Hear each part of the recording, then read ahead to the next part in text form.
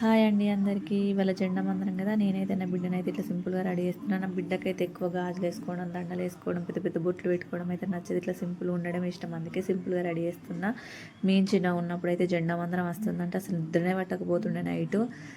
అసలప్పుడు కోన్లు లేవు, ఏం లేవు. మైదాకు కావాలంటే కొబ్బరి చిప్పలతోటో, లేదంటే చక్కెరతోటి, చాపత్తితోటి మైదాకేసుకొని, కుంకుమ కలుపుకొని, చేతులకైతే డిజైన్లు వేసే వాళ్ళ దగ్గరికి, వాళ్ళ దగ్గరికైనా వెళ్ళి మైదాకు పెట్టించుకునేటోళ్ళం. అసలు ఇప్పటి పిల్లలకైతే అంత ఎగ్జైట్మెంటే లేదు. అసలు జెండా వందనం అంటే లేపంగా కానీ లేస్తలేరు వాళ్ళు మొత్తానికి. ఇంకా మేమైతే మబ్బులో లేచి జుట్లు వేసుకొని రెడీ అయ్యి, ఫ్రెండ్స్ అందరూ రెడీ అయ్యిరా లేదా అని ఒక్కరింటికి ఒక్కరు వెళ్ళి చూసుకొని, ఇంకా అందరం కలిసి అయితే స్కూల్కి వెళ్ళేటోళ్ళం. అప్పుడు షాపులకి అమ్మ వాళ్ళనైతే షాపులకు తోలుకుపోయి దండ, గాజులు, స్టిక్కర్సు, నెయిల్ పాలిష్ అన్నీ కొనుక్కొచ్చుకునేటోళ్ళం. అప్పుడైతే అసలు అవి కొనియడానికి కూడా స్తోమత లేకుండే మా అమ్మ వాళ్ళకైతే. ఇక జెండా వందనం వస్తుందంటే ఖచ్చితంగా కొనియాలి కాబట్టి ఎట్లన్నా మా అమ్మనైతే కొనిస్తుండే.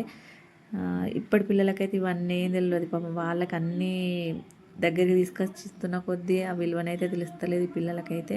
ఇంకా నా బిడ్డనైతే ఇట్లా సింపుల్గా రెడీ చేసిన. ఇంకా వాళ్ళ డాడీ అయితే స్కూల్కి అయితే దింపడానికి వెళ్ళిండు.